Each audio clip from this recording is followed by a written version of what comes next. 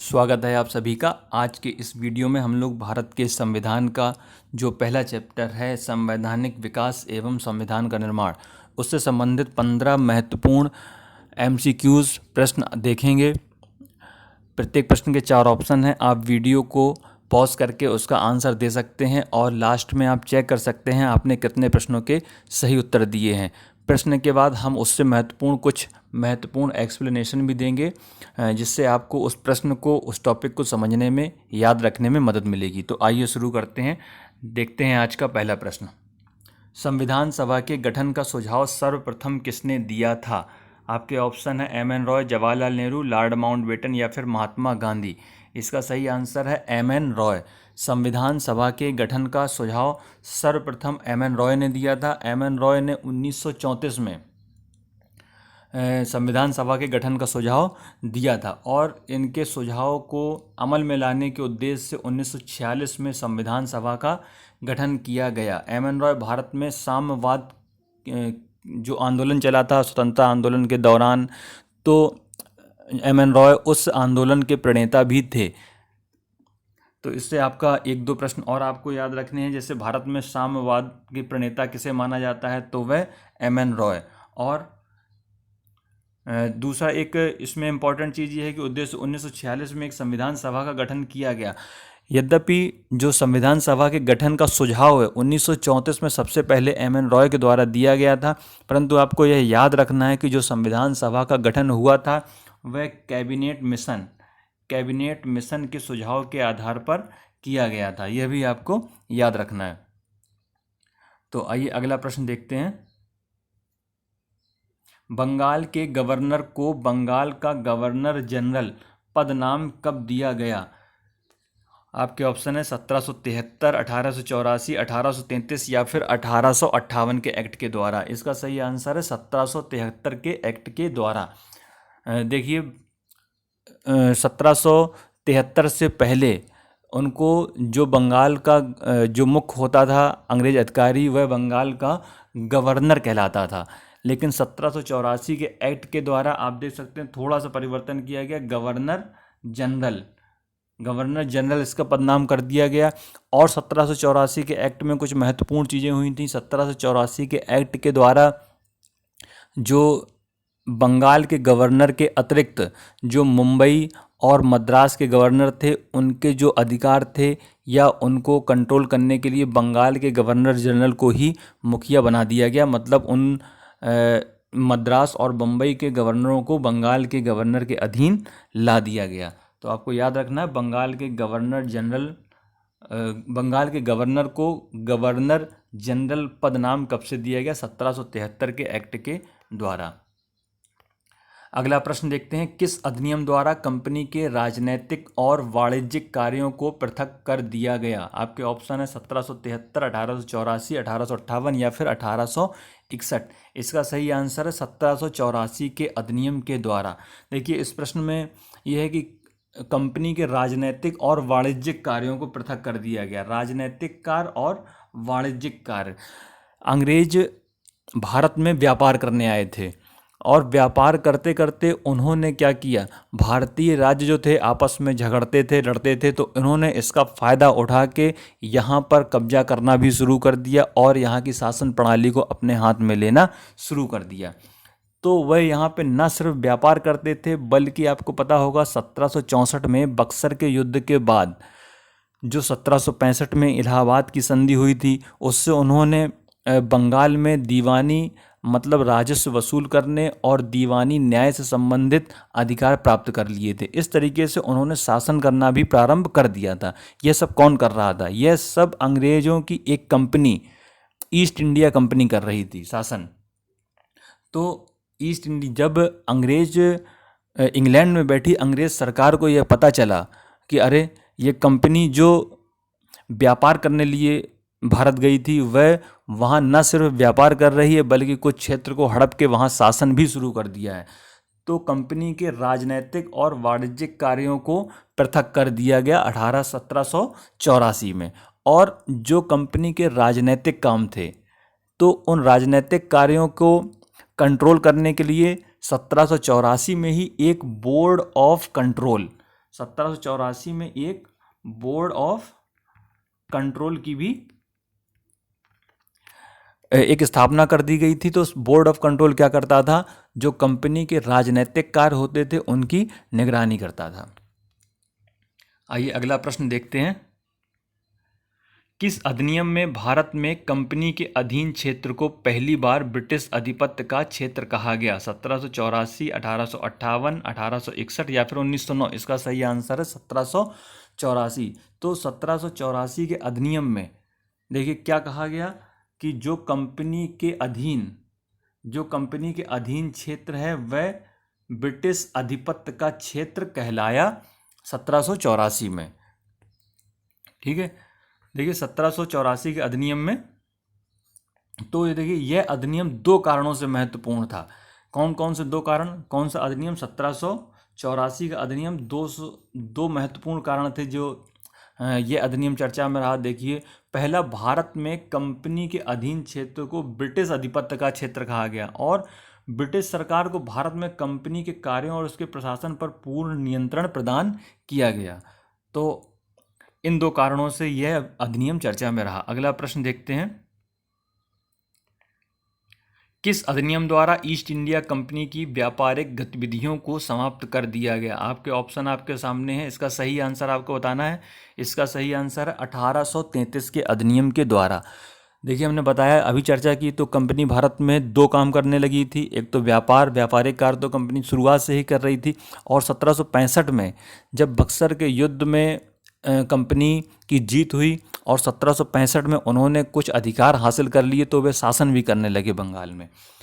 तो 1833 के अधिनियम के द्वारा कंपनी की व्यापारिक गतिविधियों को समाप्त कर दिया गया। मतलब इंग्लैंड में जो बैठी सरकार थी, अंग्रेज सरकार, उन्होंने कंपनी से कहा कि अब आप व्यापारिक काम बंद कीजिए और पूरी तरीके से जो भारत का क्षेत्र आपने अपने कब्जे में ले लिया, जहाँ पर आप शासन कर रहे हैं वहाँ पर आप शासन कीजिए। इस तरीके से 1833 के अधिनियम के द्वारा कंपनी के व्यापारिक कार्यों को समाप्त कर दिया गया।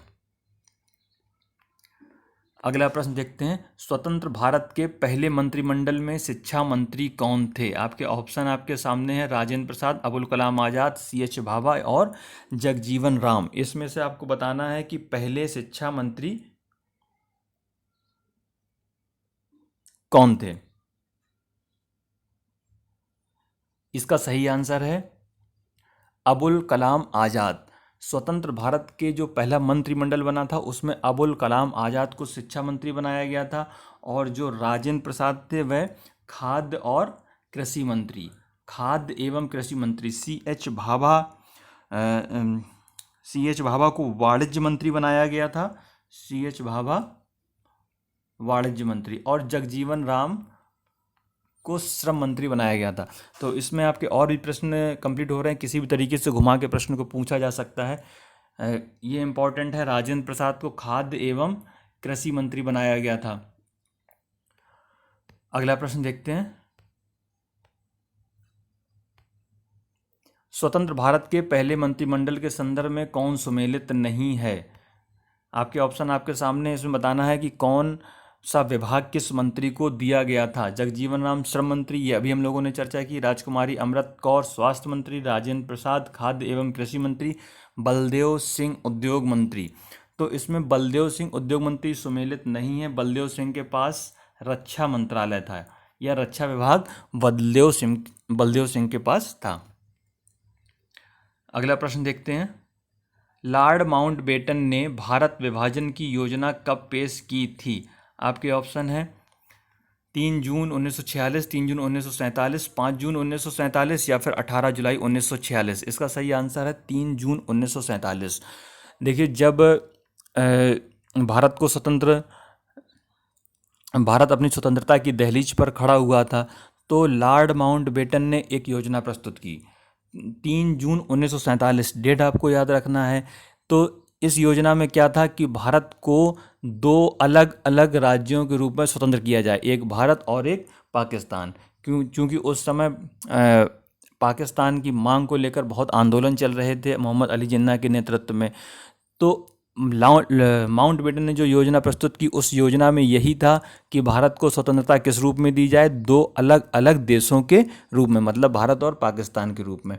तो जो ये लॉर्ड माउंटबेटन बेटन योजना थी, इस योजना को मोहम्मद अली जिन्ना और कांग्रेस ने और महात्मा गांधी ने स्वीकार कर लिया, और स्वीकार कर लेने के बाद ही एक अधिनियम बनाया गया, भारत शासन अधिनियम, भारत स्वतंत्रता अधिनियम। तो ये भारत स्वतंत्रता अधिनियम जो 1947 बनाया गया ब्रिटिश पार्लियामेंट में, तो इस अधिनियम के आधार पर ही भारत को स्वतंत्रता मिली, और ये अधिनियम लॉर्ड माउंटबेटन प्लान पर आधारित था, जिसके आधार पर भारत का विभाजन किया गया।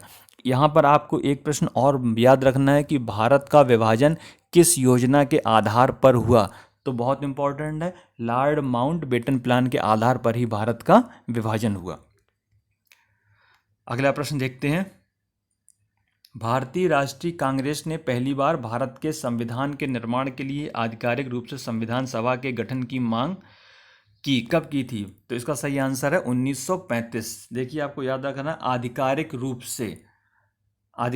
से मांग कब की थी कांग्रेस ने, तो 1935 इसका सही आंसर है।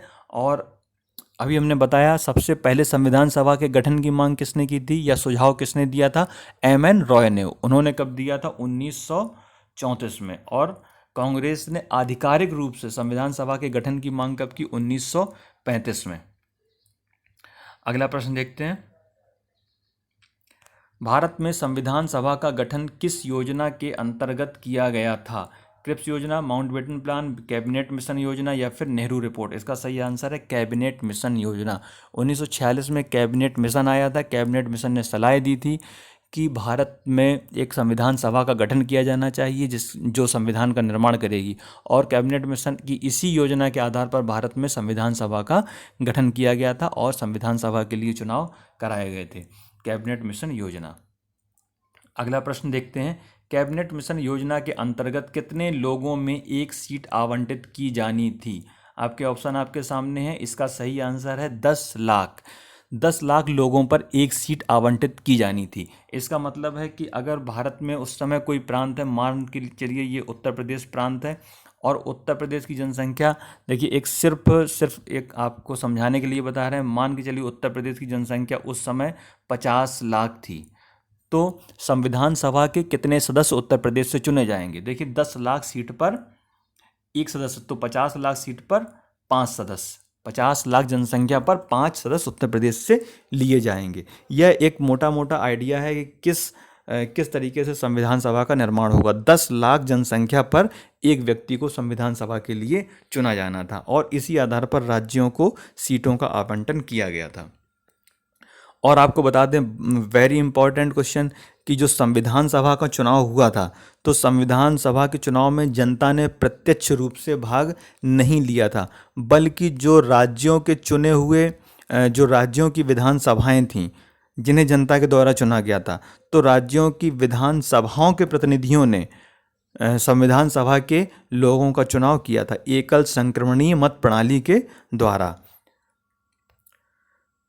अगला प्रश्न देखते हैं। निम्नलिखित में से कौन संविधान सभा में शामिल नहीं था, आपके ऑप्शन है जे.बी. कृपलानी, महात्मा गांधी, सीतारमैया या फिर के.एम. मुंशी। इसका सही आंसर है महात्मा गांधी। आपको बता दें कि महात्मा गांधी संविधान सभा के सदस्य नहीं बने थे, जबकि उस समय के जितने भी प्रसिद्ध नाम थे, भीमराव अम्बेडकर या जवाहरलाल नेहरू, जो भी उस समय के प्रसिद्ध नाम थे, वो सभी संविधान सभा के सदस्य थे, बल्कि महात्मा गांधी नहीं थे। अगला प्रश्न देखते हैं।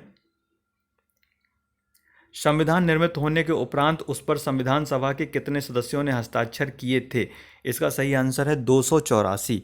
संविधान सभा जिस दिन संविधान बनकर तैयार हुआ, और उस दिन संविधान सभा के 284 सदस्य, 299 में से 284 सदस्य उपस्थित थे, और उन्हीं 284 सदस्यों ने संविधान पर हस्ताक्षर किए थे। अगला प्रश्न देखते हैं। निम्नलिखित में से कौन संविधान की प्रारूप समिति के सदस्य नहीं थे, ध्यान रखिएगा, इसमें पूछा गया है नहीं थे, तो इसका सही आंसर है राजेंद्र प्रसाद। राजेंद्र प्रसाद संविधान सभा की प्रारूप समिति के सदस्य नहीं थे। प्रारूप समिति संविधान सभा की एक सबसे महत्वपूर्ण समिति थी, जिसने संविधान का प्रारूप तैयार किया था। और इस समिति में 7 सदस्य थे। तो अब ये देखना इम्पोर्टेंट है कि प्रारूप समिति में कौन कौन सदस्य थे। तो देखिए इसमें 7 सदस्य थे, आपको याद रखना है। तो देखिए भीमराव अम्बेडकर, अक्सर पूछा जाता है कि भीमराव अम्बेडकर प्रारूप समिति के सदस्य थे। तो जो अध्यक्ष भी थे प्रारूप समिति के, ये भी एक क्वेश्चन है। बाकी नाम आप याद रख सकते हैं, गोपाल स्वामी आयंगर और कृष्णा स्वामी अय्यर। देखिए ये कृष्ण के नाम पे हैं, आप ऐसे भी याद रख सकते हैं, गोपाल और कृष्ण, दोनों कृष्ण के नाम हैं, गोपाल स्वामी आयंगर, कृष्ण स्वामी अय्यर। और इसी तरीके से माधव और कृष्णामचारी, ये भी कृष्ण के नाम है, माधव और कृष्णामचारी। इस तरीके से इनको भी याद रख सकते हैं। और के.एम. मुंशी और मोहम्मद सादुल्ला, ये केवल एकमात्र मुस्लिम सदस्य थे जो प्रारूप समिति में थे। इस तरीके से आप इनको याद रख सकते हैं। अम्बेडकर अध्यक्ष थे, आप याद ही होंगे। 4 सदस्यों के नाम कृष्ण पर थे, और एक मोहम्मद सादुल्ला जो मुस्लिम सदस्य थे, और के.एम. मुंशी। आपको इन 7 सदस्यों का नाम याद रखना है। 15 प्रश्न देखते हैं। संविधान सभा द्वारा किसे प्रतीक या मुहर के रूप में अपनाया गया था? सिंह, अशोक चक्र, कमल या फिर हाथी? इसका सही आंसर है हाथी। तो अगर ये वीडियो अगर आपको पसंद आया हो, आपके लिए हेल्पफुल है, तो वीडियो को लाइक कीजिए और चैनल को सब्सक्राइब कीजिए, ताकि जो भी नेक्स्ट वीडियो हैं आप तक सबसे पहले पहुंच सकें। और कमेंट बॉक्स में ज़रूर बताइए 15 क्वेश्चन में आपने कितने क्वेश्चन सही किए हैं। हमारी इस टेस्ट सीरीज़ से आप जुड़े रहिए। यह टेस्ट सीरीज़ किसी भी एग्ज़ाम के लिए आपके लिए बहुत महत्वपूर्ण है। अगर आप इसको 1 बार या 2 बार देखेंगे तो आपको प्रश्न याद रखने में मदद मिलेगी। Thank you for listening.